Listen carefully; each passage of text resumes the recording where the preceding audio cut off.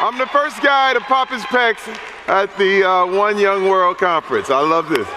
Man, I got only a little bit of time, so I'm gonna get into it real fast. How you doing? I look at all these people. Man, the future is here. I love the future. First of all, I am here to basically talk about a couple things. I only have 10 minutes, so I'm gonna be really, really short, but toxic masculinity. How many of you guys have heard all that, the phrase toxic masculinity? It's been used a lot. Everybody's been talking about it, you know.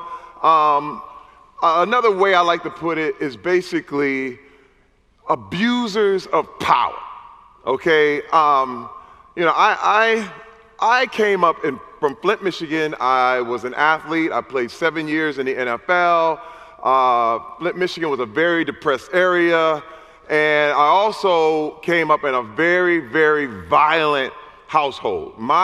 One of my earliest memories was my father, I probably was like 4 or 5 years old, my father punching my mother in the face as hard as he could.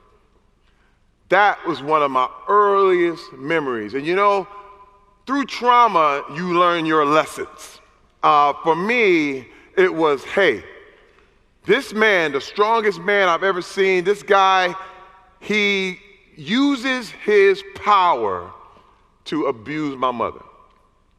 I learned simply because I was a man, or he was a man, or the people around me who were men, they were more valuable than women. This is how it was for me coming up in Flint, Michigan. And this is funny because people say, you know, it's toxic masculinity. I mean, don't women do things wrong too and the whole thing? But you got to understand, men and women are very, very different. One thing I noticed coming up in the hood, it was kind of wild because everyone uses their thing to manipulate people. Like, you know, women tend to be manipulated through fear. When I was coming up, the whole thing, if you were, you know, I came up in a crack epidemic where, you know, there were pimps and people who were basically treating women as property, and their whole thing was to intimidate. My father using fear to intimidate my mother.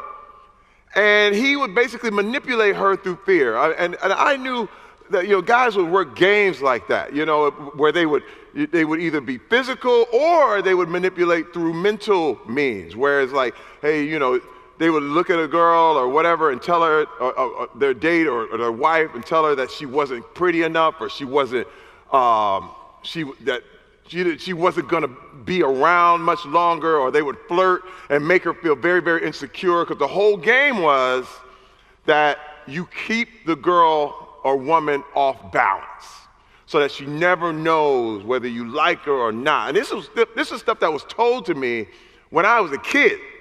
That when I was dating, they were like, hey man, you gotta have game, you gotta do this thing. But men tend to be manipulated through pride.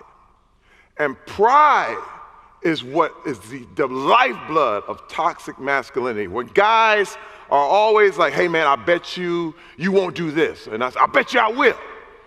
And the whole thing it's about, you know, the challenge, you know, if you ever see 5 men walking somewhere, they're probably on their way to do something really stupid. I'm just telling you, because there's nobody there to calm them down. And let me tell you something. The perfect example of toxic masculinity I can give is, let's say you have a restaurant, and a restaurant has a sign in the bathroom and it says, hey, all employees must wash their hands. But you notice when the boss comes in, who's a man, and if the boss is a guy, he's gonna come in, and you notice the boss never washes his hands. And so he goes in the kitchen, he's touching the food, he's doing his thing, and the employees are like, man, I don't think the boss ever washed his hands. So what happens is somebody has to tell him, and it's usually the manager, and they tell the manager to go over there and tell him, and the whole deal. Then all the employees immediately know, never ever confront the boss about anything. Now you have slipped into a toxic environment, very, very slowly. All the employees are now behind enemy lines. Now they are, if you ever come up to the boss and say anything to him, you are now at risk. You are now a problem that needs to be eradicated instead of an employee that has good suggestions. And I'm trying to tell you, I was a part of this. I was guilty. I believe because I was a man, I was more valuable. And it was my way or the highway with my own family. And I developed so many bad things that I had to totally eradicate in my life. I had to go to rehab to beat a pornography addiction. There were other things in my life that I knew because of this masculinity issue, this pride issue that did not allow me to hear the truth. It totally, and I'm gonna tell you, man, you guys are young. You guys are the future. The way I came up, you know, when I was young, it was like, hey man, nobody wanted to hear me. They were like, just be quiet, you don't know what you're talking about. But I'm here to tell you that you do know. I'm here to tell you that all the young people in here, you know the answer. And I'm here, and if you don't, the fact that you are here and the fact that you are asking questions, because my thing is, I never ever want to be the guy that just brings a bunch of answers. I want to be the guy who brings more questions. Because through those questions, thank you. Through those questions, that's where you're going to really figure out the best way. Because let me tell you, one day is one way and the other day is another way. Now, I also want to bring up the Me Too thing. Because being a card-carrying member, ex-member of the cult of masculinity, I was able to recognize when my lines got crossed. There was the head of the motion picture department at my agency, WME, a guy named Adam Bennett, came up to me in the middle of a party when I was with my wife. And this was 2 years ago. I was already successful, already done movies, already on Brooklyn Nine-Nine, already doing this stuff. And he walks over to me and he gropes my genitals at a party. And I'm sitting here going, what in the world? Now, I pushed the guy back. I'm like, what is happening? I don't even understand it. Now, I didn't even met the guy. I didn't even know the guy. He worked at my agency, but I didn't know him. But I'm like, what is this dude's problem? So he comes up to me, and then I push him back. He comes back to me again and does it again. I'm like, whoa. Whoa, now, my first thing is to kill him. You know what? I'm sorry. I can do that. I'm 240 pounds. I got a lot of muscle. I can handle it. The masculinity part is like, yo, wait a minute. But then I had to think, wait a minute. I am a black man in America. Wait a minute. He is a very, very rich, successful white man. This is his party. If I hit him, what's going to happen to me? Now we're talking about a power dynamic. Most of these things don't deal with sex. The whole Me Too thing is never about sex. It's about power. It's about people who want to manipulate and use their power and abuse their power. That's what it's about.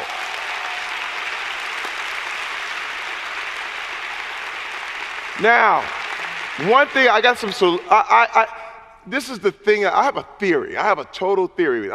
My theory being that, you know, when I say women are manipulated through fear and guys are manipulated through pride, well, with that theory on the line here, one of the things that I would like to suggest to young people today, and to the young women in this room, and to the young men in this room, one of my suggestions for women to combat this kind of thing is that women be fearless.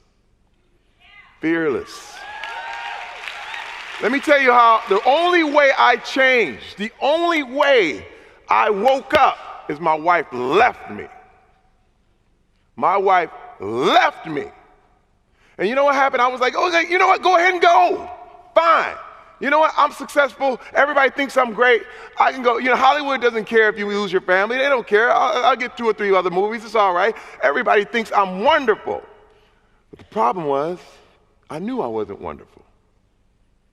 And she knew I wasn't wonderful. So all of a sudden, I got a little voice. And I said, you know what? Maybe it's me. Maybe it's not her. Maybe it's not my abusive father. Maybe it's not the fact that I'm black. Maybe it's not all these other reasons that I could point to and kind of figure it all out. But maybe it's me. And then I had to come to a deep realization that it was me. It was. Her fearlessness and the fact that she took on the fact that she might be alone. I couldn't believe it actually made me see, because everything that I thought I knew and had, and I was the cool man and I had it all together, it was all a lie. Let me tell you, for men, if pride is the problem, the antidote, I'm suggesting, is vulnerability for every man in this room. The trick to vulnerability is that you have to open up. You have to admit you are not, you're not invincible. Because invincibility is the myth. Every man is living in, every guy in here lives his own action movie all day long. And my wife kept turning on the light. And I'm like, I don't want to see the theater. I don't want to see the seats. I don't want to see it. I want to see my own action movie. But the deal is, through vulnerability, we can truly see where we really, really are. And that vulnerability is the only way you can get love. Because the trick is, what's so wild is that guys tend to feel like, okay, I'm gonna be Teflon, I'm gonna be steel, I'm cold steel, I'm Dirty Harry, I'm all these movies where, you know, all of a sudden the bullets just ping off me, and we know that's not true. Vulnerability says I'm hurt. Vulnerability says I've been through trauma. And because of my therapy and because of what I've been through, I was able to recognize when my own lines were crossed. Because this is the thing. There were people who would say, you were too big to be assaulted. You're too strong for have someone sexually assault you. And I said, even if I'd have beat him up, does that mean I wasn't assaulted? No. I was violated. And a lot of times guys pretend they weren't.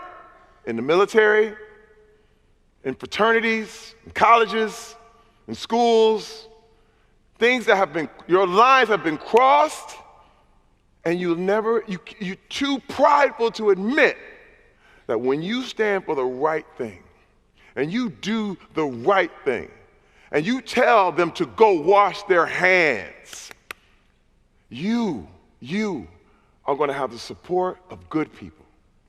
Because usually these guys are one and few. And they run a lot of people. Usually one predator is responsible for so much damage, it takes them years to get caught. So I want to thank you for having me here today. It's been a pleasure. And I'm trying to tell you, man, you guys, you're the future, and I love it. It's making me feel good. I only had 10 minutes, but thank you very much. Love you. It's so, thank you.